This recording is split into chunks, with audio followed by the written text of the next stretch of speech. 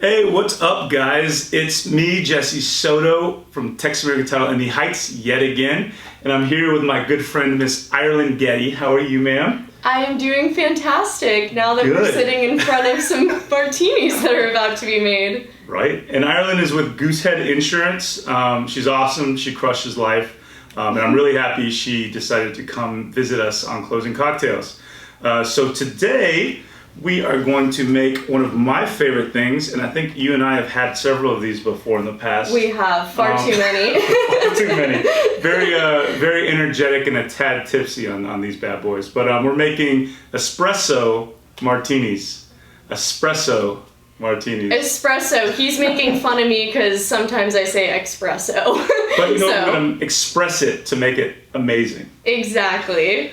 So the espresso martini, it's a fantastic after dinner drink, or dinner before or during, just whenever. I really enjoy it. It's quite easy. You always think it's really hard. I always thought it was really hard until I looked up how to make it.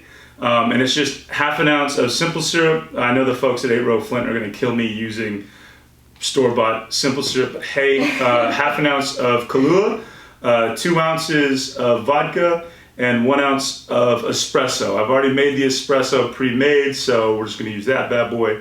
So I'm going to double everything since there's 2 of us. We'll go ahead and do 4 ounces of vodka, and I'm using Tito's. The reason I am using Tito's is because it's the best. It is the best. So I Googled, I was like, what's the best vodka to make an espresso martini? And it's Tito's. So oh yes. I was like, all right, cool. I've made my fair share of espresso martinis as well. You make espresso martinis, really? I do. Nice. That's actually my favorite one to make, my favorite cocktail. No way. That I like to make up, yeah. The things we learn.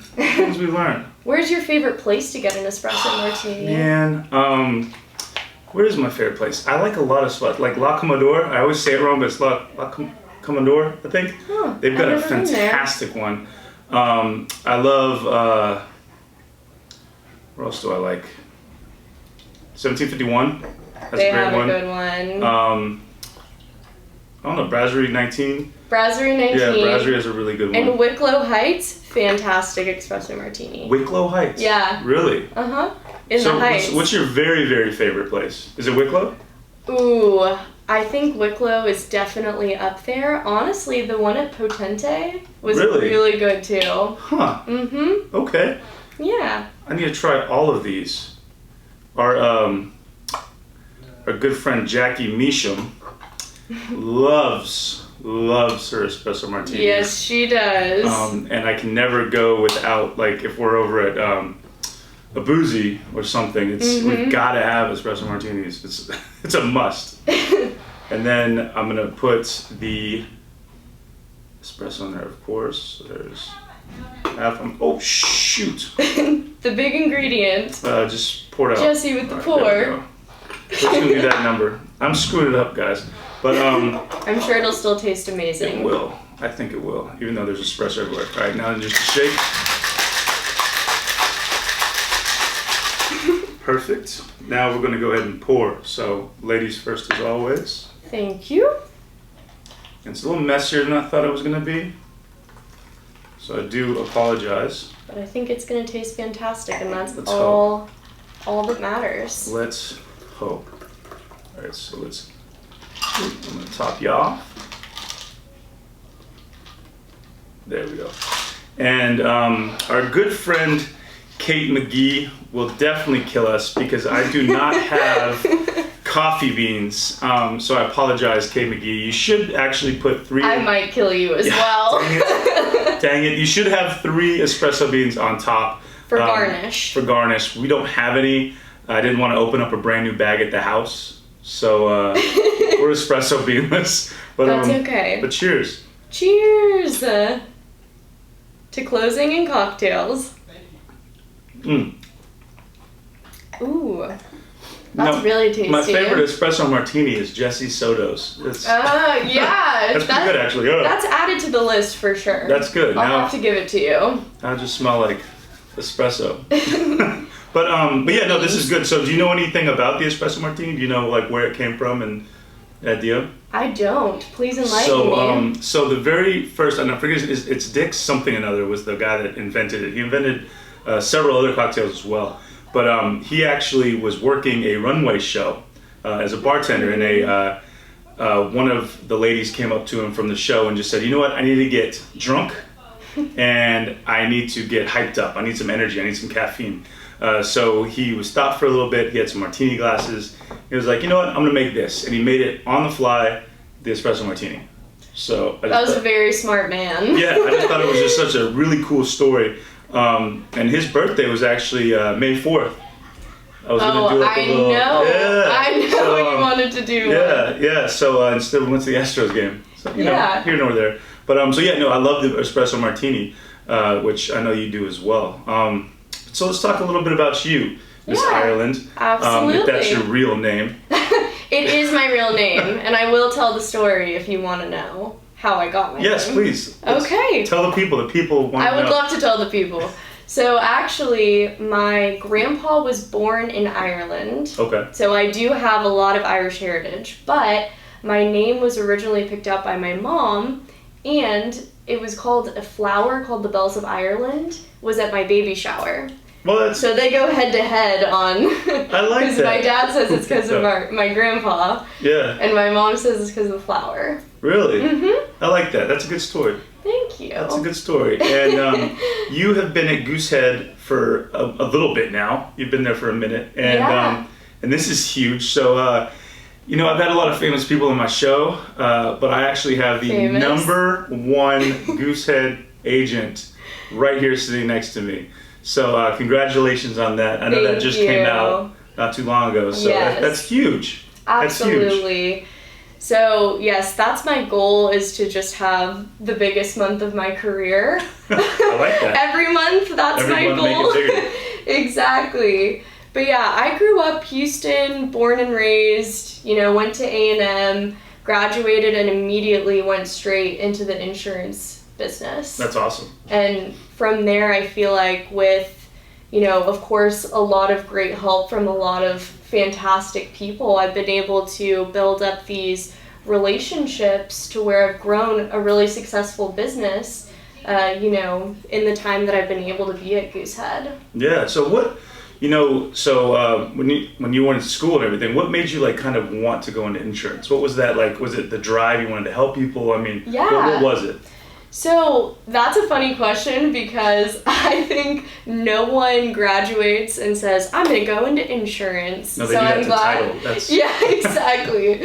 They do that to title and mortgage, right? Yeah, of course. Everyone grows up, little baby, wanting to be a mortgage. Yeah. But I feel like this industry, we just kind of get thrown into it in a crazy and awesome way. Yeah. I actually got my background in human resources. Awesome. Graduated and decided that's not what I wanted to do. Yeah. And I thought, kind of with my experience and with my personality, I thought that sales would be a really good area for me. And Goosehead just really stuck out because we just have a product that is unmatched and a really, really good process and some very solid, executives to kind of force that. So I think that's why I initially really liked and was appealed by Goosehead, is because you're able to kind of make a name for yourself it'll be 2 years in August for me, and awesome. I have the same, if not more, opportunities than, people at the company. So it's a really cool place, because in that certain standpoint, tenure is not the #1 deciding factor. It's all results driven, based on how you perform. Yeah, that's incredible. And I mean, you perform very well. And that's what's cool is, anytime I talk to, say, like a realtor or somebody in the industry that's dealt with you, the very first thing they always say is, man, Ireland's follow-up is killer. So that's a lot to be said in, in the real estate community. And having a good name is, that's your it, right? That's your why. You have to have a good name. And one thing I know about you is if I need anything, you always answer. And if you don't answer, you always text me, because you're usually on the other line with the client, you're cold calling, you're doing all this stuff, which a lot of people out there hate cold calling. You do it quite well. Thank It's you. funny. I may give you like, you ask me like, oh, hey, who can I call? And I give you a name. And you'll literally just call them like that very next day. And I'm like, damn, I didn't realize you were going to call them that quick. Which is cool. And they always say, she's very good and, she's awesome. And, I'm sure you get told no so much, right? So like, what is your, like, for that? I mean, that's tough. How do you get over that no? What's your key? What do you do? Honestly, I think that knowing that every single conversation that I go into, I'm always either going to come out better. Like, I'm never going to be worse. Yeah. Anytime I pick up the phone, anytime I interact with a client, I'm never going to be in a worse position than I started in. And I think that really helps me overcome, the nerves and the urge to, want to put things off. It's like, hey, let me go ahead and knock out, a couple of calls to people. And the worst thing that can happen is they tell me no and I never see them again. Fair enough. Or yeah. I create opportunities. And I almost built my business basically 100% on cold calling. That's because crazy. I That's started awesome. in the era of COVID to where, everyone was out of the office, they were working from home. There really were no opportunities for me to meet with people face to face. Yeah. And a common misconception, I do not cold call clients. Yeah, no. The people I typically are reaching out to are people in the mortgage industry and realtors, of course, which you know.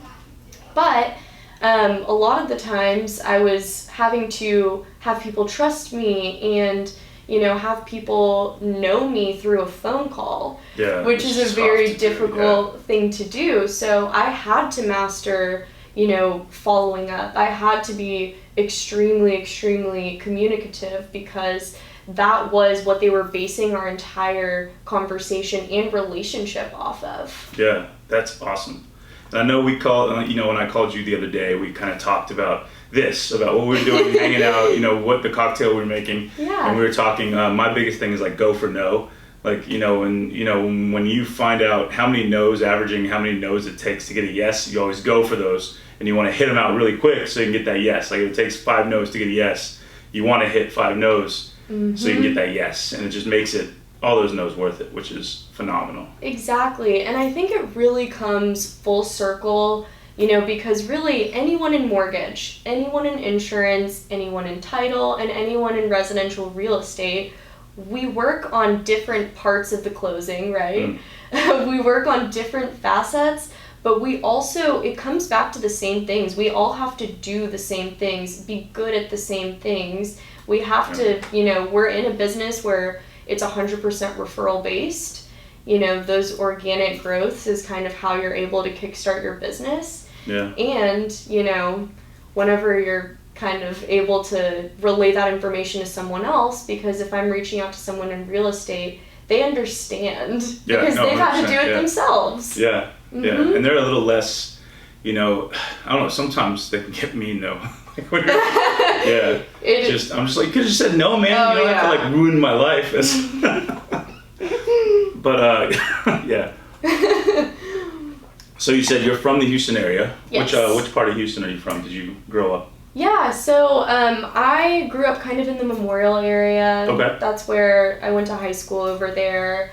But I would say now I work in the Cemex building off of I-10 and Gessner. Nice. And it's funny because it's just right down the street. I know where everything is. I feel like most of my coworkers have to commute, but easily enough, I'm just kind of in the same I never know sphere. that was your office. Yeah. You don't live like right there, right? What? I live like Eldridge and I-10, yeah. I know. Or Eldridge and Memorial, yeah. That's so funny. Yeah, exactly. But okay, cool. So you're again born and raised in Houston. What made you decide to go to A&M? I would say I liked that it was in closer proximity. I liked being able to drive home or do whatever, and I did have like a lot of friends, a lot of family members who went to A&M. So that's the cool thing about it. Well, my sister went to A&M. She still loves it. I got to meet her. Yeah, she's an engineer in Raleigh now. Oh, that's nice. So yeah, she's big old Aggie. Gotta love the Ags. Yeah.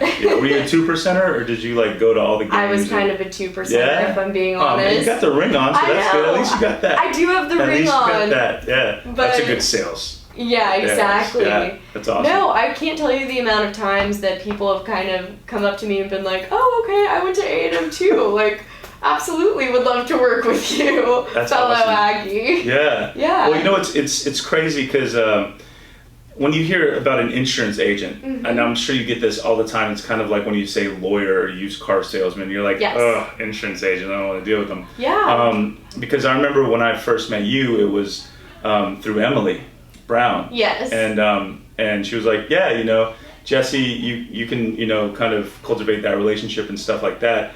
And that was a whole, both of you guys just changed my mindset on insurance agents, which is just, you know, a lot to do and say. So, I mean, what do you, I mean, you're so much different than like the regular one. Yeah. Like, what do you do? Like, what makes you you?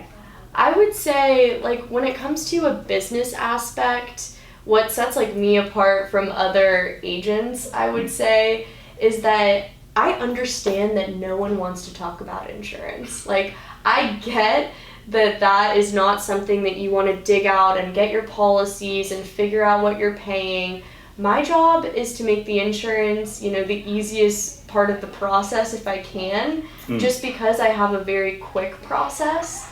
Yeah. So typically I'm able to reach out to the client, you know, and I can get things wrapped up with them sometimes in one phone call. Oh, wow. That's so awesome. normally I like to go ahead and evaluate their entire insurance portfolio when it comes to, you know, current policies that they might have, because when was the last time you probably reshopped your auto insurance? Yeah, that's true. Probably a while. So really, in one quick phone call, I'm able to confirm everything that I need. Yeah. And then I basically take things from there. So that's the great thing about working, you know, with a broker, is that, you know, my goal is to try to make the insurance fun and to try to make it as quick and painless as I guess possible, because I know that whenever people are trying to buy a home, they have a million things that they are worrying about. Yeah. They have a million payments, you know, this is just one part of the process. So I want to make it a good part for my clients and for whoever the referring party is as well, you know? Their name's tied to it. Yeah, and I always tell all of my referral partners, I say, hey, if the client did not call you after and say, Ireland was just great, she did an awesome job for me, she saved me $1,000 on my auto insurance, like, you know, she's great, then I didn't do my job to the fullest of what I know I can do. Yeah. So that's something that I always like to focus on as well, because, thank you. Yeah. That's cool. Yeah. That's really cool. And it's, you know, it's, so Goosehead, what do you guys broker out? What kind of insurances? You do homeowners, Yes. You do vehicle, what else? Umbrella. We do collections, and then of course flood is a big one. Big one. And you guys have private flood insurance, right? Yes. Awesome. So for those of you who might not know, oh yeah, this one's when it comes to flood insurance in general, you have the standard regulated through FEMA, which before was always a standardized rate. So it was always going to be $572 for the maximum coverage of $250,000 for your building, $100,000 for your contents. It was set in stone. Doesn't matter if you are in a if you're in a flood X zone, not in a high risk one. But now, what was happening is FEMA was taking on so many clients, and especially in Houston, we just have such unpredictable weather, to where, you know, a good percentage of the homes who weren't in a high-risk flood zone were still flooding. Yeah. So, you know, that put them quite a bit under. You know, they're in the negatives now, which means, you know, they're not going to go out of business because they're backed by the government, but they knew that they needed to change something in their process, or it was just going to continue to worsen, right? So that's why, you know, there's been a huge market for people in private flood, because really, honestly, I like private flood a lot. A lot of the times the prices are better. There's much more flexibility with coverage. You're not limited to the $250,000. You can actually match it your building. Even if your building is $1 million, you can match it there. That's awesome. So there's a lot more flexibility that comes along with it, but everything just full circle comes back to, having a broker and someone who has a lot of options can really change the game in, the payments. Because one thing that I really like to tell people is don't let your insurance get, lost in your escrow. Yeah. I like that, yeah. It's such an easy thing to do, especially because you don't want to have to deal with it. Yeah. But that's why a quick 10-minute phone call with me and we've got it all sorted out. Dunskies. And we're done. Yeah, I like that. And then, so what I didn't know, especially like when I got married with the wedding ring and all that stuff, is, homeowners insurance doesn't quite cover all of it. So it's good to get something else for like your valuables, like your wedding rings, your watches, stuff like that, right? Exactly. So when it comes to valuables, what a lot of people actually don't know is that you have a $1,500 sublimit on your policy. So if you have any items that exceed $1,500, then you need to have them scheduled on a separate policy or else they won't be covered. And you can technically schedule them on your home, you can, but here's the thing, you're going to have to pay your all other peril deductible before that coverage kicks in. And what a lot of people don't know is that it actually doesn't cover mysterious disappearance or worldwide travel. Really? And I mean, how many people take off their wedding ring before, driving down to Austin or flying to Chicago or whatever the case may be. Just a lot of people, it's not common knowledge to them, so it's tough. I didn't know that, Yeah. So it's always good just to get a separate policy for your valuables. Absolutely. Especially the ones you wear. Especially because typically it's a $0 deductible, which is great. And, it's a third-party company, so if you were to lose it, then you wouldn't have to file a claim on your homeowner's insurance and potentially have that go up upon renewal. Yeah, that's awesome. Yeah. That's really awesome. That's some good learning. Yeah, exactly. Some real good learning. Exactly. And that's cool. I feel like a common misconception too is that a lot of people don't know that you can change your policy midterm, which I found out recently. But in the state of Texas, you do not have to wait to change or cancel any auto insurance, any homeowner's policy. You're able to do that at any point. You get a check back from them too. Yes. For what they owe you. Exactly. Prorated. They issue you back a prorated refund. You like that? There you go. But so that's awesome. So how can people like get a hold of you or either push you out to somebody, refer you to their family and friends? What's the easiest way to get a hold of you? Yeah. So I'm going to give two scenarios. Okay. The first one is going to be any sort of people in real estate, in mortgage.